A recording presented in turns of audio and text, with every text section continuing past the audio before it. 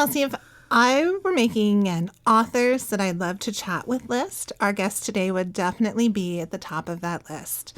In fact, I kind of still can't believe our luck. It is our great pleasure to have the opportunity to talk with Rebecca Makkai on this episode of the First 50 Pages. Rebecca Makkai has a fantastic sense of humor. I learned this while reading her bio on her website, so I will not just copy and paste the basics. I'll spice it up a little bit. She is the author of the short story collection Music for Wartime and some pretty incredible novels, The Borrower, The 100-Year House, and one of my all-time favorites, The Great Believers. Close to our hearts, her work has been featured on Public Radio International Selected Shorts and This American Life. Rebecca Makkai calls Chicago home and is the artistic director of Story Studio Chicago. Welcome to the First 50 Pages, Rebecca. Thank you. So, many of our listeners will know you as the author of The Great Believers, a novel set in 1980 Chicago during the height of the AIDS epidemic that Michael Cunningham called in a New York Times book review a page-turner, an absorbing and emotionally riveting story about what it's like to live during times of crisis. And if you're listening and haven't read The Great Believers, obviously go out and get it. It's so good. You have a great talk that you did for the Library of Congress National Book Festival in 2019 about The Great Believers, and I would highly suggest our listeners watch this for more on this book. It's such a thoughtful, wise, and funny discussion. So, The Great Believers was categorized as literary fiction, and your latest novel, I Have Some Questions for You, also has this tag. But it's so much more than that. It's also a murder mystery and is one of those beautiful novels that doesn't really fit neatly into any one genre. There's so much to talk about with this book, but would you mind introducing your latest novel to our listeners? No, I can do that. Yeah, I've been calling it a literary feminist boarding school murder mystery. I love that. Which is true.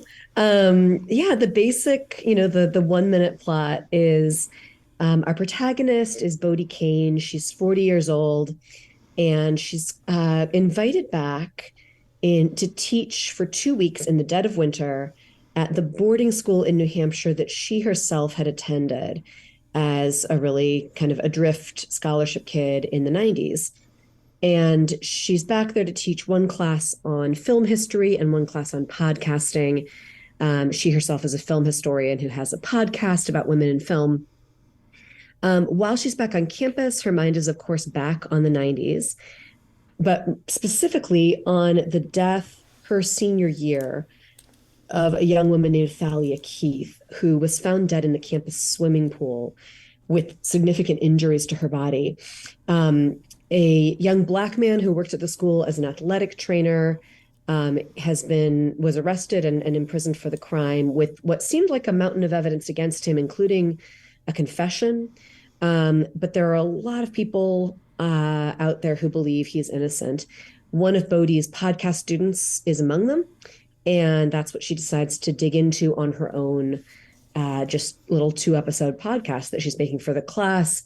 And Bodie gets drawn back into thinking about that time, and no huge spoiler, starts to believe that perhaps there's some truth to the claims that Omar, the guy in prison, is innocent, or at least that there are other people who should have been investigated. And we go from there. As a reader who attended high school and college in the 1990s, I feel like this novel just hits so many notes for me, and the beauty is really in the simplest details. Like, I have lived through not being able to watch Beverly Hills 90210 because we only had 3 channels in my house. Yes. And most of the casual photos from my high school and college years are overexposed with terrible lighting. But these are the more benign of the universal experiences that women our age will understand. But this is not a novel of nostalgia. It feels more like a reckoning with the past. Right. Can we talk about how this story began to take shape for you? I'm curious as to what was the first part that you wrote where you decided that this was going to be your next book. It's interesting the way you asked that. I'm not someone who writes my way into a new book. I'm actually someone who thinks about a book for about 2 or 3 years before I type anything. Sure. So, it's interesting. The first thing that I actually sat down and wrote, though, was actually what is now part two of the book. And it's only the last quarter, really, of the book. Yeah. I had this idea that, we hear about cases where people need to, reconvene for various legal proceedings way down the road, witnesses in a court case. And very often those people still live in the area where the crime happened. But I'd been, thinking for a long time about the possibility of a boarding school novel, and that started to come together with this idea of a novel about looking back on something like this. And I had the question of, what would happen if the people who needed to reconvene for whatever legal proceeding, what if this happened somewhere really remote where they'd all been, for instance, in boarding school, but none of them ever lived there and certainly didn't now? And what if they were all trapped then in the same hotel together when they came back? And that was the premise that I started with. But I realized then that I needed to back way up and tell you a lot more of what happened, not just in the 90s, but what got us to that point where a case would be reexamined. And so I thought that I would write just kind of like a prologue set a few years earlier, and the prologue turned into three-quarters of the book. Yeah. So you explore issues of race, sex, and class in this book, as well as bullying, harassment, sexual predation, cancel culture, the proliferation of podcasts, our obsession with true crime and white women victims, systemic racism. But the thing that's really kept me thinking about this book is the idea of how we evolve, the importance of our memories and the sum of our experiences making us who we are, and the impact of time on our own individual stories. Is there a question that you kept going back to while you were writing this book? There were many questions I kept going back to. You just mentioned time last, so I'll say that's certainly one of them. The question of memory, and how that works, and how not only how our memories certainly might be unreliable. We form them, in the immediate aftermath of what happened, but it doesn't mean that they're accurate. But then those memories change over time. And also the way that just the memories that we do hold on to can absolutely change their meaning as we look back. And that was kind of the, at the core of a lot of things here for me. My feelings as a reader did get muddied up in this novel, most certainly by design. And I think that's a lot of what makes the story so compelling. Throughout the book, as Bodhi recalls moments from her past, I was also struck by memories that I thought I had long since left behind. And in reading this novel, I could palpably feel the way that women of different generations react and respond to situations that arise in the story. And I was also keenly aware of my own reactions to different things. And it just, made me think about, the power of great writing and novels to take you into those places. Can you share your thoughts on what a novel has the power to do that nonfiction can't? Oh, sure. I mean, very specifically in this case, there are questions of, there are questions of kind of looking back and reckoning, but there's also a literal Me Too plot line going on where someone is kind of casting allegations against Bodhi's ex-husband. And Bodhi, while she believes everything this woman is saying online, doesn't feel like what her ex-husband did crossed a line. And those are, I'll say specifically, those are the kinds of conversations that we don't do well having those on Twitter, for instance, which is where they mostly tend to happen. And, it's a platform that really encourages us to take a hard line, one side or another, and that feeds off of, the algorithm likes us to be outraged. So that is not the format for it, for sure. Nonfiction has a lot to explore there, definitely. An in-depth journalistic account of something is very, very important, but fiction can really muddy the waters and allow for contradiction, I think, in a way that nonfiction, might be a little harder for nonfiction to do, and can certainly leave the takeaways and the reactions up to the readers in a pretty specific way. So that's not the only issue, but I think it's a notable one here in terms of, like, this is something where that Me Too question and those questions of, like, well, is this really the same as the others? Those are conversations that we are often too scared to have online. You don't want to be the person stepping in on Twitter and going, actually, I don't think it's that bad. Yeah. No one in their right mind is going to do that. But sometimes you have those conversations offline. Sometimes you just think about them and it just, going, well, gosh, there's a lot of complexity here. And so that's what I'm digging into, hopefully, with the novel. The Yeah. fiction does always kind of seem like it's a safer space to kind of explore some of that as a reader. Where, Right. nonfiction, even like with a big, like, journalistic, they've researched it for like 5 or 10 years, like, they're still giving their specific perspective or their specific Yes. analysis on something, where fiction allows you to kind of experience it and come to your own conclusion in a way. Right. Exactly. That Yeah. could just be my Yeah. feelings. Which I think it's just always the role of art, is to ask, it's not to give answers, but it's to ask better questions.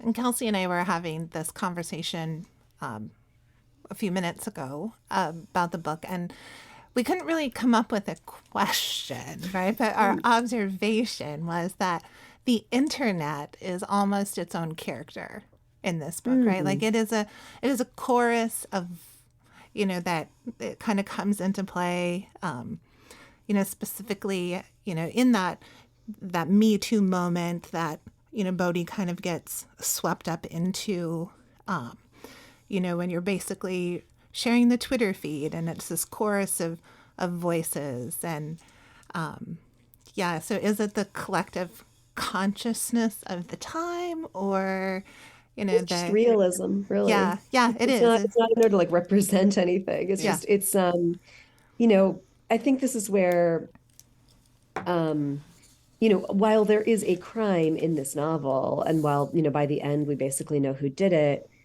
it's not going to get shelved with mysteries, because it's about, many, many, many things. And I have this, kind of realist lens on all of those, including the crime and the investigation and incarceration and the justice system. It's not, just focused in on the main plot, because that realist lens means we're taking in everything that's going on in this person's life. Yeah. And realistically, the, online stuff is part of that. I kind of want, I want to see through that lens of realism what I can let into the novel, and then what all those different things have to say to each other. I thought the little Dateline moments or episodes that, you bring up in the book of, the one where, and kind of that collective memory, I thought, there's little moments, but it's just so impactful as you're reading the rest of the story, and kind of how those little nuggets inform the rest of what's going on. Right. That was something that there's, this thread throughout the book with this kind of just deluge of true crime cases. And so a lot of them are real. A lot of them I completely made up, actually. But the idea is just that sense of, like, there are so many of them and you can't even keep them straight. And that this story, which, although of course it is fiction, the pretense there is, like, let's pretend that this is one of them that you had already heard about, that you know about already. And then let's look at it, without that fetishization. Let's look at it through this realist lens and actually talk about what that means. The sort of contradictory, so there's this thread where, I'm doing a lot of different things with these lists, but one of the main things is it's a sort of contradictory accounts of what story is in the news, and Bodhi refusing to tell us, and she's saying it was this one, but actually it was this one, but actually it was this one. And that really came about from me just not being able to, like I wanted there to be something in the news that was really throwing her off. But I didn't want to pick a certain thing, like, the Christine Blasey Ford testimony, which did have, by the way, a lot of influence on me and when I was writing this novel. But if I'd chosen that, I wouldn't have been able to give it its due. And if I'd made something up, I would have had to like make up all these details that distracted you from the main story. So my solution was just like, you know what? It's all of them. Let's just say Yeah. that it's all of Yeah. them. And that's going to happen throughout the book. And it really is brilliant. And it is really impactful on the reader, because part of you is trying to think, do you know? And then part of you is thinking, but I don't need to, I don't want to know. I don't need to Right. know. But because there are so many. So yeah, Right. it was a really great device. Yeah. Well, thank you. We often talk about how reading helps to build empathy, but you've made the point in previous interviews that empathy isn't enough. And you asked Right. the question, what are we doing once we build that empathy? Do you have any thoughts that you'd like to share on that? Well, when I was talking about empathy not being enough, what I really meant actually was that you have to do your research. Because I was talking about writing across difference specifically and writing The Great Believers. And, any novel is going to include characters who are different from you demographically, and spiritually, emotionally. So in this one too, I needed to do research into like the New Hampshire State Prison for Men and what it's like to be incarcerated, all of those things. So that's what I meant when I was saying Sure. that. I do think, as a reader, um, the empathy and the research are essentially tied together because as a writer, you have the empathy part, but you have to actually do the legwork to find out the rest. And when the writer's done their job, then as the reader, you're getting both together. You're getting information on what it would be like if, from over here, a different kind of life. And you are getting that empathy, both the authors and your own. So yeah, I hope that makes sense. Yeah, no, Yeah, it no, does. totally. So, in The Great Believers, art served an important role in the story, almost a character in and of itself. And I have some questions for you. There are many references to films, both classic and modern. What do you see as the role or function of the films you mention in this book? Oh, I mean, there's nothing symbolic there or anything. It's just, I needed to think about what Bodhi's occupation would be. And the reason that this worked for me, for her to, she's someone who, her work in film history is really to think about the history of women in early 20th century film, and specifically their abuses by the Hollywood studio system. That's at least her podcast. And then she's, taught intro film history and things like that. It's not something that I myself actually know a ton about. I had to do a lot of research for this. And I did not choose the movies that I put into the book with any kind of symbolic function. It's simply just literally what she would be showing in intro film history class. So anyone looking for like greater meaning there is not particularly going to find it. I will think about I've never seen the movie Bus Stop with Marilyn Monroe, but I will think about that differently now if I ever do see it. I'm sure it will be playing in the back of my head. Yeah. Well, that one's different because Yeah. that's one that she watches herself, right? She sees Okay. it come on in the hotel room. And it's one that I've seen and was incredibly disturbed by. Like, what are you guys doing here? Marilyn Monroe movie where she's like, just kind of falls in love with her abusive kidnapper, no big deal. Like, really, really horrifying. So that one is in there for different reasons. Your debut novel, The Borrower, it was released in 2011. It was a Booklist top 10 debut, an Indie Next pick, an O Magazine selection, and one of Chicago Magazine's choices for Best Fiction of 2011. So without getting too deep into the plot of that story, I guess my question is, do you share your protagonist, Lucy Hall's, faith in the power of books to change people's lives? Sure, of course. It's interesting. I think I ended up putting a much more optimistic ending on that book. It was certainly the original ending of The Borrower was a lot bleaker. And I think with good reason, my editor kind of pushed me into like, well, where's the hope here? Where's the optimism? And that's where I felt like I could find it within that book.